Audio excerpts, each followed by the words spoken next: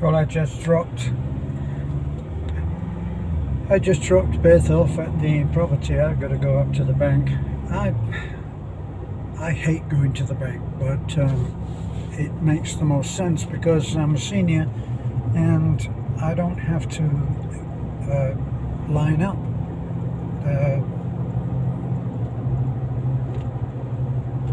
That's the thing about the Philippines, is that they honor their seniors by giving them priority.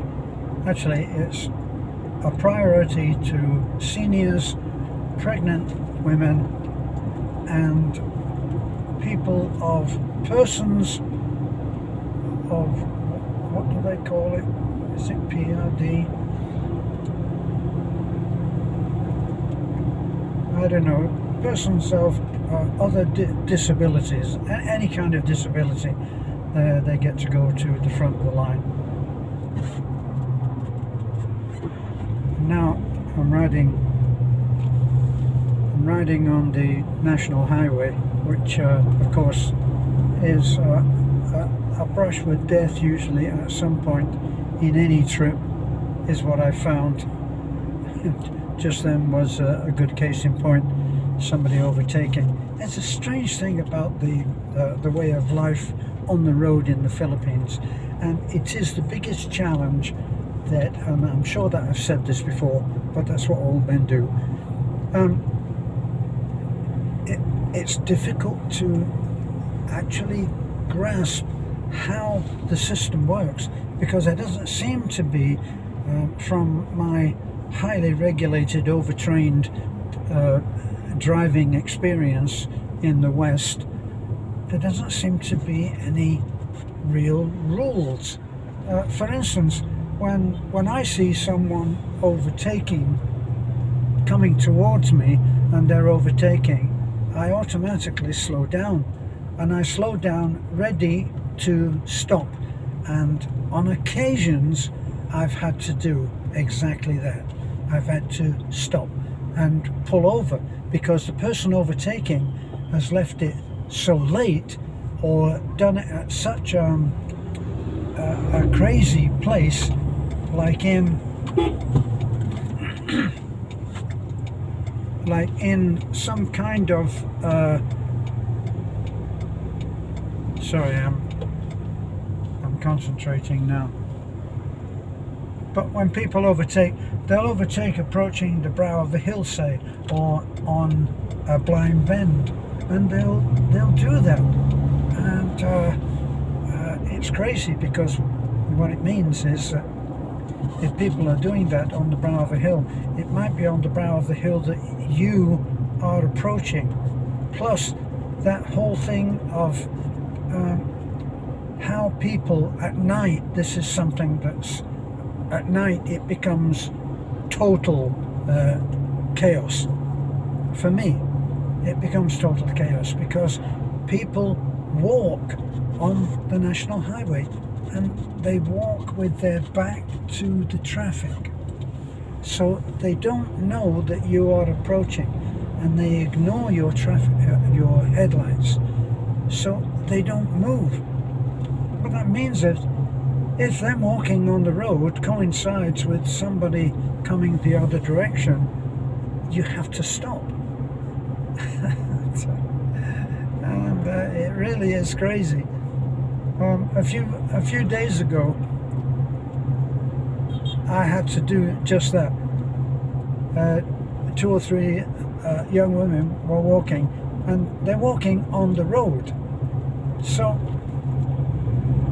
I couldn't overtake them because I couldn't pull out and slightly be over the other side of the road because it was in Talabon, and so I had to stop. And the girl that I'd stopped for actually said to Beth through Beth's open window, "Why did he stop?" So this is not, it's not a case of people breaking the rules. There is no rule there, so there's no sense of guilt. On another occasion at night, and don't forget, there's no street lights, so when it's dark, it's really dark, and you know that your headlights point forward, so if you're turning, there's no way of knowing what's there. It really is quite risky. I remember having a Citroën, that's a French car, a brilliant French car, but quite quirky in its look and design. And one of the things in one of the models of the Citroën was that there were 4 headlights, and 2 of those headlights were synchronized with the steering wheel. So those headlights turned. So here's the headlight. It would turn like this when you were turning to the right. It shone, the headlights actually shone to the right when you turned the steering wheel, to the left as well. So we don't have that. We don't have the lights here, so it can be quite risky. We had to slow and then almost stop for this tricycle that was on my side of the road facing the wrong way and parked almost off, and it was full of people with no lights. So I've got my headlights on, obviously, and I stop and then pull around when there's nothing coming the other way. And once again, through the open window, Beth heard an older woman say, "What? I wonder why is he driving like that? Perhaps he shouldn't be driving anymore." So they've got a different set of rules. Like right now, there's a tricycle that's unloading, a tricycle taxi, and it's unloading, and people are spilling out. There's an addition to the national highway here between where we live and Talabon, and they've extended the road to include another 5 or 6, wherever they can, 5 or 6 feet of concrete. So tricycles pull off onto that and they unload, but people spill out into the road, and that's children who are not held by the hand. And for someone from the West to see this is of great concern, because we just assume that the child is going to get knocked down. Funnily enough, the kids actually are pretty savvy when it comes to keeping themselves safe. And so even though it's the national highway and it is full of heavy goods traffic, I mean 10 wheelers go along and they thunder along this road, and yet these kids, you'll see them trooping along to school or coming home from school, and they'll be like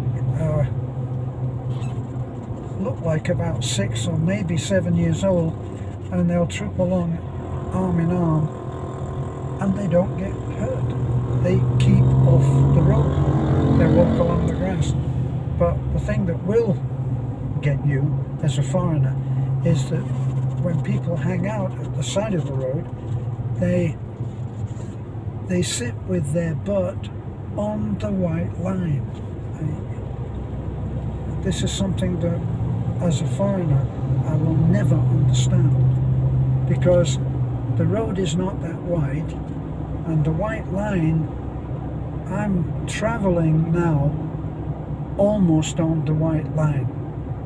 So that means if someone were sitting with their butt and there's a huge truck like that Isuzu that's just passed, they're going to be topped.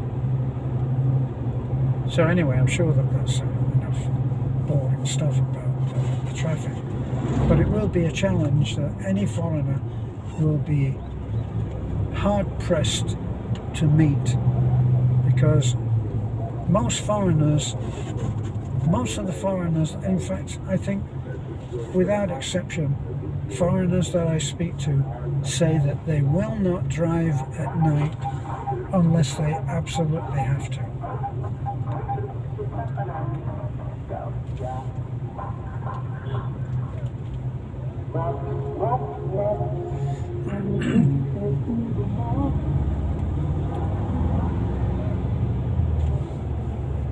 Okay, I'm done.